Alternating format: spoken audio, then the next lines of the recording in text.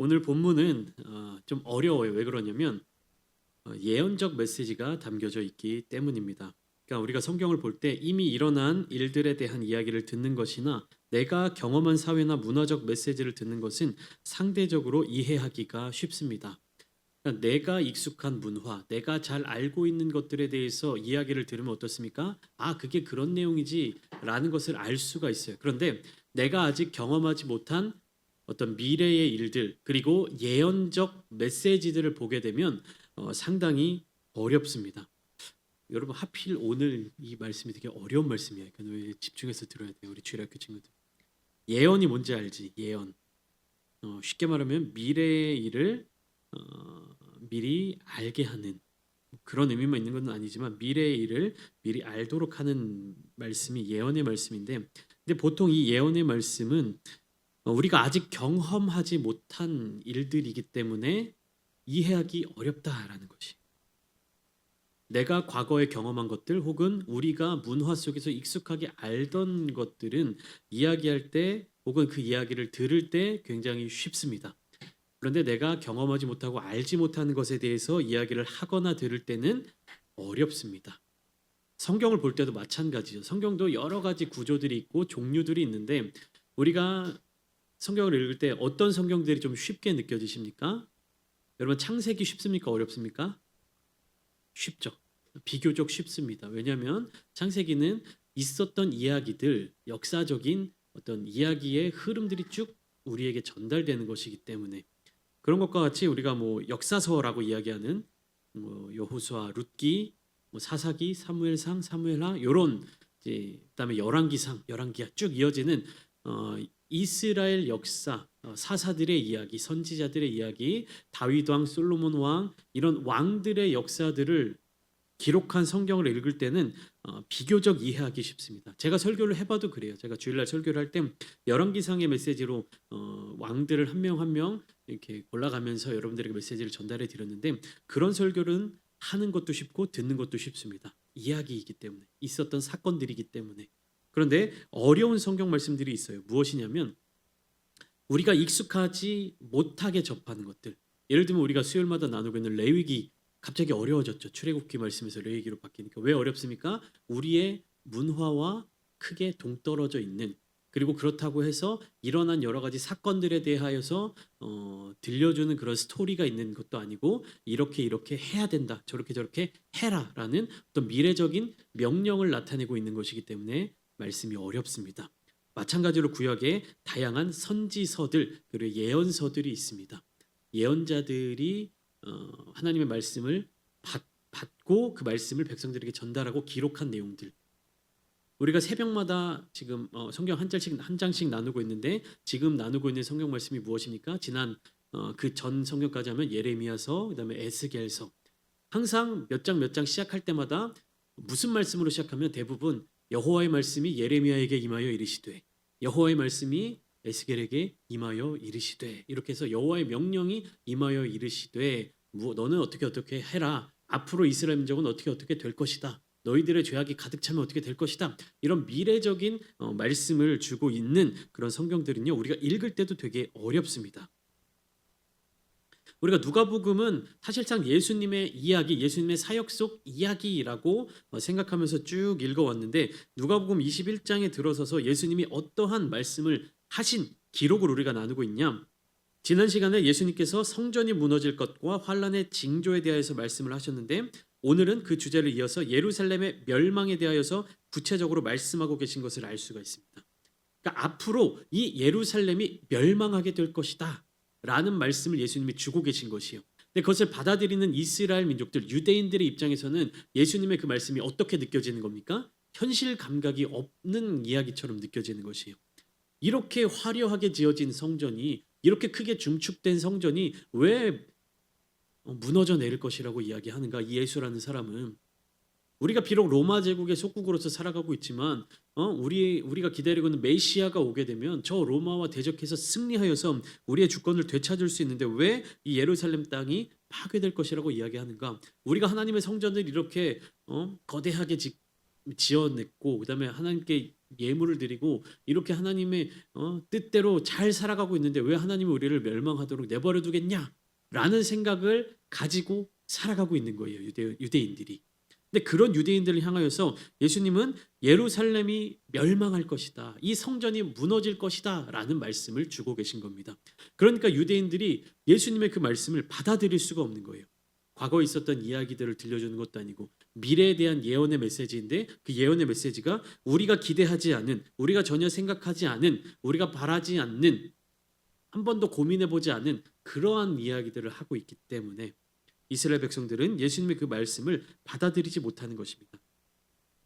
그래서 예수님은 오늘 본문 20절 말씀을 시작하실 때 이렇게 말씀하시죠. 너희가 예루살렘이 군대들에게 에워싸이는 것을 보거든 그 멸망이 가까운 줄 알라. 자, 예루살렘이 멸망하게 되는 그 징조, 그 사전 나타나는 현상이 무엇이라고 예수님이 말씀하십니까? 예루살렘이 어떻게 된다? 20절 말씀을 보시면 딱 그대로 써 있는 거 읽으시면 되는데 왜 못 찾으세요? 예루살렘이 누구에게 에워싸이면? 군대들에게 에워싸이면. 예수님은 예루살렘이 멸망하게 될 것에 대한 징조로 군대들이 예루살렘을 에워싸는 것을 말씀하고 계세요. 그런데 여기에서 이야기하는 군대들이 예루살렘을 에워싼다라는 이 말씀은 구약의 이스라엘 자손들이 여호수아 이스라엘 백성들이 여리고성을 이렇게 둘러싸고 뱅글뱅글 돌았던 것과 같이 그렇게 실질적인 뭐 그런 의미가 아니라 이 군대라는 단어는 군인들이 모여 있는 진영 혹은 군대 막사 생활관 이런 것들을 의미합니다. 그러니까 뭐냐면 군인들이 실제로 예루살렘을 창칼을 들고 에워싸는 것만을 의미하는 것이 아니라 어떤 그런 로마의 혹은 어떤 나라의 군대 조직 그런 진영 혹은 어떤 군대 조직 모임이라고 해야 될까요? 그런 것이 예루살렘을 중심으로 변화가 일어난다면 곧 멸망할 것이다라는 말씀을 주시는 것이에요. 그러니까 우리 눈에 딱 봤을 때 많은 군인들이 에워싸고 있으면 바로 두려움을 느끼게 되잖아요. 근데 그것이 아니라 어떤 군대 조직들이라든지 군인들이 뭐 거주할 수 있는 건물들이라든지 뭐 텐트라든지 혹은 군인들이 먹을 어떤 그런 음식들이 오고 가는 그러한 보급 창고라든지 이런 것들이 점점 예루살렘 주변으로 모여들기 시작하면 예루살렘이 멸망하게 될 것이다. 이렇게 말씀하고 계시는 것입니다. 그러나 조금 전에 설명드렸듯이 이스라엘 사람들 그 유대인들은요 예루살렘 성전이 무너지고 예루살렘이라는 이 도시가 점령당하는 것에 대해서 전혀 생각하고 있지 않았다라는 것입니다. 겉으로 드러나 보이는 성전의 화려한 모습을 보면서 이 성전만큼은 영원할 것이라는 착각에 빠져 있었습니다.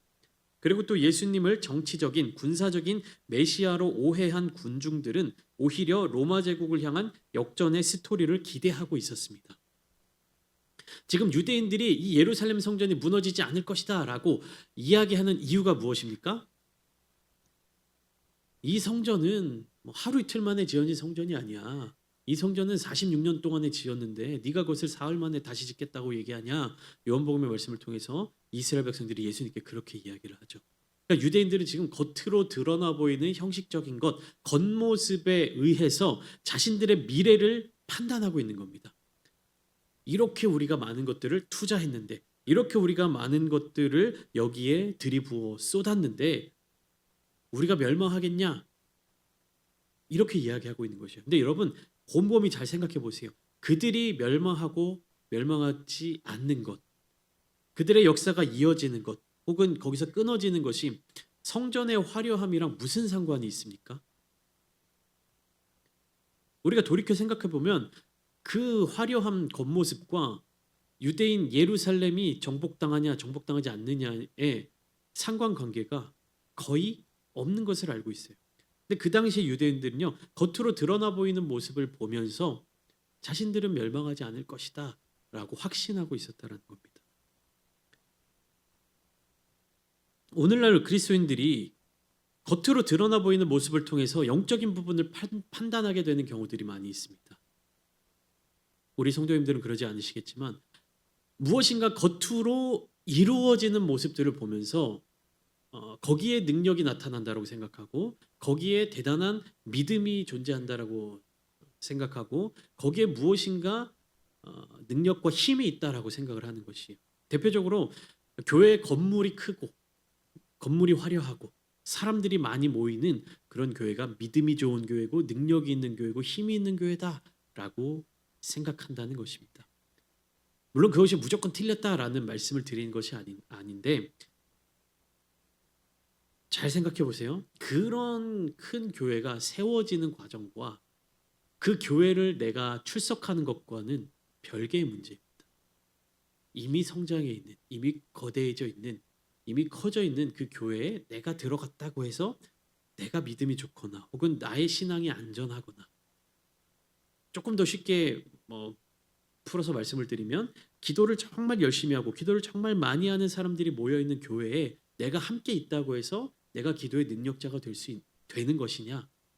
내가 기도를 하지 않으면 아무런 소용이 없다라는 것입니다. 한마디로 정리하면 구원의 영역,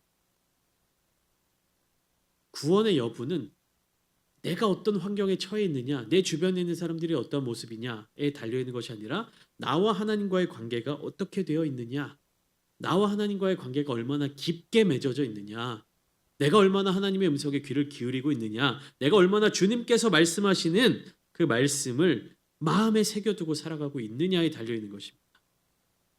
그러니까 지금 예수님께서 주시는 말씀도 결국에 무엇입니까? 눈에 보이는 것들을 따라가지 말고 내가 너희에게 주는 이 말씀을 붙들고 준비하라는 이야기이신 겁니다. 그래서 21절 말씀 이렇게 얘기하죠. 그때 유대에 있는 자들은 산으로 도망갈 것이며 성내에 있는 자들은 나갈 것이며 촌에 있는 자들은 그리로 들어가지 말지어다. 왜 그렇습니까? 예루살렘 이 땅에 멸망이 다가오기 때문에 이곳을 벗어나라. 나갔던 사람은 돌아오지 말아라. 머물고 있는 사람은 빨리 속히 그곳을 벗어나라. 그 멸망의 땅을 도망쳐라 라고 말씀하시는 겁니다. 누가복음 17장에 예수님은 롯의 철을 기억하라라고 말씀하십니다. 하나님 나라가 어느 때 임하니까라고 묻는 바리새인들의 질문에 대해서 하나님의 나라는 너희가 예상할 때, 너희가 준비되어 있을 때 오는 것이 아니다. 노아의 때와 같이 심판이 이를 때, 롯의 때와 같이 악이 가득할 때, 그때 하나님의 심판과 함께 임하게 되는 것이다. 근데 하나님의 말씀을 듣지 않고 롯의 처와 같이 뒤돌아져 남아있는 것들에 마음을 쓰고 뒤를 돌아보고 거기에 미련을 두게 되면 어떻게 된다는 겁니까? 심판을 당하게 된다라는 말씀입니다. 결국에 다시 말하면 유대인들의 입장에 있어서 이 예루살렘이 멸망하게 되는 것은 크나큰 아픔과 슬픔과 기억하고 싶지 않은, 생각하고 싶지 않은 그러한 사건입니다. 그러나 예수님의 말씀을 믿는 제자들에게 있어서는 어떠한 날이냐? 그것을 22절부터 25절, 28절까지 쭉 예수님은 구조적으로 설명을 해주시고 계십니다. 22절, 왜 예루살렘에 멸망이 오게 되느냐? 이렇게 말씀하십니다. 이 날들은 기록된 모든 것을 이루는 징벌의 날이니라. 그러니까 심판의 날이다. 형벌의 날이다. 이렇게 말씀하시는 거예요. 형벌, 그 징벌의 주체는 누구십니까? 하나님이십니다.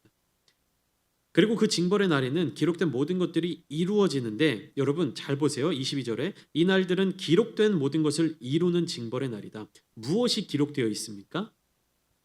어떤 기록입니까? 이것이 구약의 말씀, 성경 말씀, 하나님이 선지자들을 통하여서 주신 말씀, 그 구약의 기록들, 그 말씀이 이루어지는 심판의 날이기 때문입니다.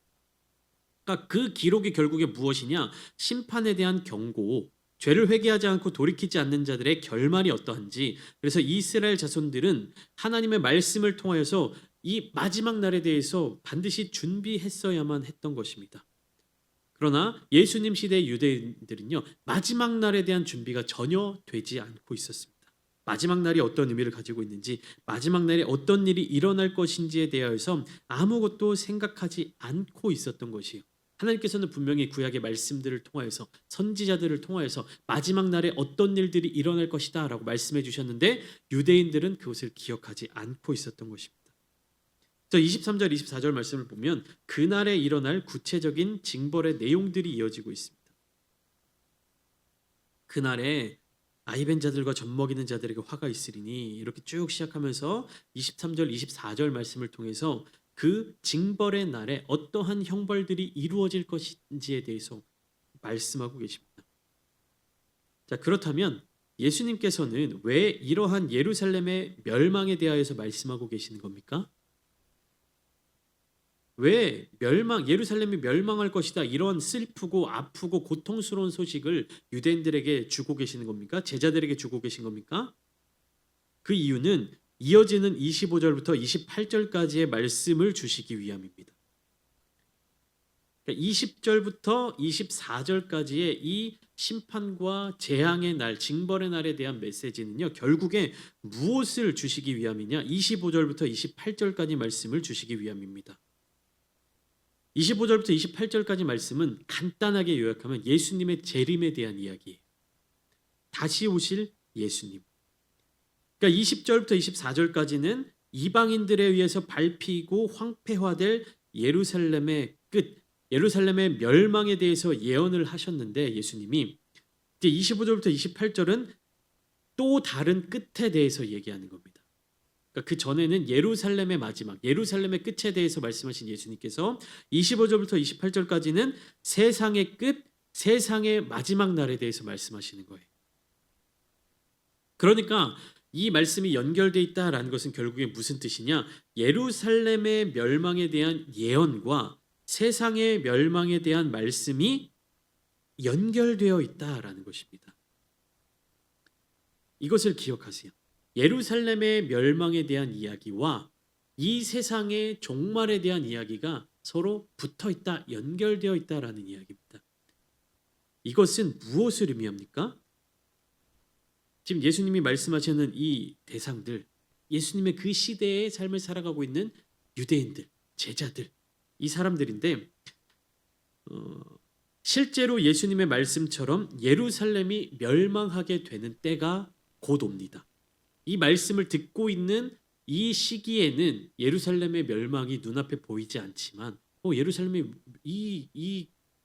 위대한 예루살렘이 멸망한다고 이런 의심이 가득하지만 시간이 지나고 나면 반드시 이 예루살렘이 멸망하게 되는 때가 온다라는 것입니다.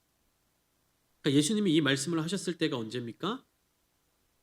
예수님 나이 33 정도 됐을 때니까 우리가 대략적으로 하면 AD 한 33년이라고 가정을 해볼게요. AD 33년에 예수님이 이 말씀을 하셨습니다. 실제적으로 예루살렘이 파괴된 해가 언제냐면 AD 70년입니다. 로마 황제, 로마 장군 티투스에 의해서 파괴가 됩니다. 실제로 예루살렘. 그러면 약 35년, 40년 만에 실제적으로 예루살렘 성전이 무너지는 그때가 오는데 그 시기에 이 예수님의 말씀을 들었던 사람들 중에 몇몇은 살아서 그 예루살렘이 무너지고 점령당하는 것을 경험하게 될 것이란 말이에요. 그러면 그 예루살렘이 실제로 멸망하게 되는 그때 이 예수님의 말씀을 기억하고 있는 제자들은 이 사실을 예수님의 그 말씀의 내용을 기억하게 될 것이에요. 맞아. 주님께서 그때 그 말씀을 하셨는데 예루살렘이 멸망하게 될 것이라고 말씀하셨는데 진짜로 그대로 됐구나. 예수님의 그 말씀이 기억나지 않겠습니까? 한동안 잊고 살았다 할지라도 예수님의 그 말씀이 현실로 이루어지는 그 순간 예루살렘의 멸망이라는 그 충격적인 현실이 다가오는 순간 그리고 예수님의 그 말씀을 직접 듣지 않더라도 마가와 누가의 이 기록을 통해서 그 내용을 본 사람들은 예루살렘의 멸망을 경험하게 될 때 얼마나 큰 충격이 오겠습니까? 그리고 나서 예수님의 그 말씀이 기억나게 될 거예요. 그러면 예루살렘이 멸망하게 될 것이다 라는 예수님의 그 말씀이 기억날 때 그 말씀만 기억날 것이냐?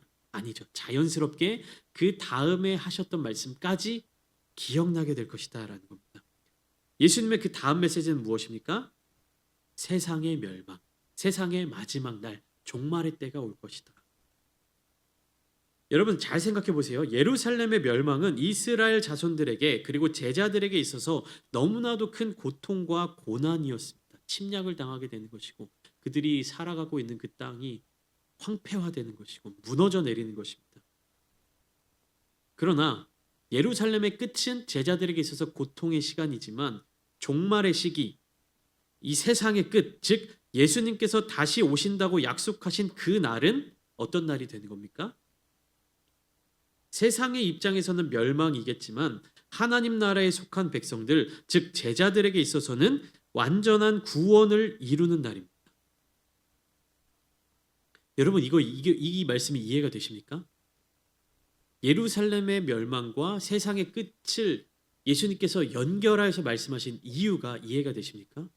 실제적으로 예루살렘이 멸망하게 될 때 그리함으로 말미암아 좌절에 빠지게 될 바로 그 제자들을 향해서 예수님은 이어지는 말씀을 주시는 거예요. 무엇을 주십니까? 예루살렘이 내 말과 같이 이처럼 무너져 내리고 황폐화된 그 시점에 예수님의 또 다른 말씀, 세상의 끝에 인자가 오리라. 무엇을 하시기 위해서 오십니까? 온전한 심판주로서 세상을 심판하시고 예수님께 속한 제자들은 완전한 구원을 이루시기 위해서 그날 오신다는 것입니다. 즉 제자들은 예루살렘의 멸망을 통하여 좌절하고 절망에 빠져 살아가는 것이 아니라 곧 이어질 그리고 곧 이루어질 예수님의 재림을 소망할 수 있게 되는 것입니다. 사랑하는 성도 여러분, 우리가 이 땅에서의 삶을 살아가면서 어려움을 겪게 될 때, 또 많은 문제들을 당하게 될 때 그리스도인으로서 살아감으로 말미암아 내가 희생하고 포기해야 될 것들이 너무나도 많이 있는데 그것들을 경험하고 날 때, 그것들을 겪고 날 때 그냥 우리가 고통으로 끝납니까? 우리의 아픔으로 끝납니까? 우리가 좌절하고 끝납니까? 아니죠. 주님의 말씀이 이어져서 우리에게 주어지는 말씀들이 있다는 것입니다. 세상 가운데서 나의 유익을 쫓아 살아가는 것이 아니라 예수 그리스도의 이름을 위하여 살아가는 자는 주님께서 복을 주시고 주님께서 지켜주시고 주님께서 천국의 권세를 약속해 주신다는 것입니다. 그러니까 믿는 그리스도인으로서 이 땅을 살아가면서 우리가 고통과 고난을 경험하면 경험할수록 우리는 무엇을 바라볼 수 있게 되는 겁니까? 천국의 소망을 바라볼 수 있게 되는 것이. 반대로 이야기하면 우리가 믿는 그리스도인으로서 살아가면서도 이 땅에서 아무런 고통도 겪지 않고 고난도 겪지 않고 어려움도 겪지 않고 희생도 하지 않는다면 우리는 무엇을 볼 수 없게 되는 것입니까? 천국의 기쁨, 천국의 소망, 예수님의 사랑을 체험할 수 없다는 말입니다. 사랑하는 성도 여러분, 예수님을 믿기 때문에 감당해야 되는 이 고통을 우리 함께 감사함으로 감당해내길 소망합니다. 피하지 않고 이 고통과 고난을 기쁨으로 받아낼 때 여러분들의 삶의 자리 가운데 하나님의 은혜가 더욱 풍성하게 넘치게 임하게 될 줄 믿습니다. 마지막으로 예수님은 이러한 종말을 기다리면서 제자들이 붙들고 살아갈 소망의 메시지와 그들이 반드시 기억해야 할 경고의 메시지를 주고 계십니다. 29절부터 33절까지는 제자들이 붙들 소망의 메시지이고 34절부터 38절까지는 제자들이 기억해야 할 경고의 메시지가 주어지고 있습니다. 제자들이 붙들 소망의 메시지는 무엇입니까? 무화과 나무와 모든 나무를 보라. 예수님의 비유의 말씀이에요. 싹이 나면 너희가 보고 여름이 가까운 줄을 자연히 아나니 이와 같이 너희가 이런 일이 일어나는 것을 보거든 하나님의 나라가 가까이 온 줄을 알라. 그리고 이 일이 곧 너희에게 이루어질 것이다. 소망의 메시지를 주신 겁니다. 이런 어려움들, 이런 환난들, 이런 고난들이 너희에게 주어졌을 때 그 고난과 고통으로 말미암아 힘들어하고 아파하는 것으로 좌절하지 말고 그 고난이 있으면 반드시 그 뒤에 무엇이 온다? 하나님의 나라가 가까이 온다. 그 하나님의 나라를 바라볼 수 있는 시선을 가져라. 그리고 34절부터 38절까지 너희는 이것을 조심해라. 스스로 조심해라. 그렇지 않으면 방탕함과 술 취함과 생활의 염려로 마음이 둔하여지고 뜻밖의 그날이 덫과 같이 너희에게 임하리라. 34절 말씀 예수님이 이렇게 말씀하십니다. 스스로 조심해야 합니다. 무엇을 조심합니까? 마음이 둔하여지는 것을 조심하라는 겁니다. 마음이 왜 둔해집니까? 방탕함, 술 취함, 생활의 염려, 즉 하나님 나라의 소망을 두는 것이 아니라 예수님의 말씀을 주목하는 것이 아니라 내가 이 땅을 살아가면서 얼마나 힘겹게 살아가고 내가 이 땅을 살아가면서 무엇인가를 잡고 살아가고 버텨내고 견뎌내고 하기 위해서 내가 이 세상의 수단과 방법을 찾아내는 그런 노력을 할 때 우리의 마음이 어떻게 된다는 겁니까? 마음이 둔하여진다는 것입니다. 그것을 조심하여 경계하라는 말씀입니다. 우리의 마음이 둔하여지지 않기 위해서. 마음이 둔하여지면 어떻게 됩니까? 예수님이 다시 오시는 그 날이 기쁨의 날이요, 구원의 날이요, 감사함이 넘치는 날이 되는 것이 아니라 덫에 걸리는 날처럼 될 것이다. 우리의 마음이 둔하여질 때. 여러분, 마음이 둔해지지 않기 위해서 기도하십시오. 마음이 둔하여지지 않기 위해서 주님의 말씀에 귀를 기울이십시오. 마음이 둔하여지지 않기 위하여서 성경 말씀을 붙들며 살아가십시오. 그렇게 말씀을 붙들며 기도에 힘쓰며 주님이 다시 오실 그날을 소망하며 살아갈 때에 저와 여러분들의 삶의 자리 가운데 하나님 나라의 큰 은혜와 복이 충만하게 임하게 될 줄 믿습니다. 날마다 기도하시며 또 말씀 가운데 살아내셨던 예수 그리스도를 본받아 우리 또한 날마다 기도에 힘쓰며 말씀 가운데 2025년 한 해를 살아내시는 우리 아름다운 창대교회 모든 성도님들 되시기를 예수님의 이름으로 축원합니다.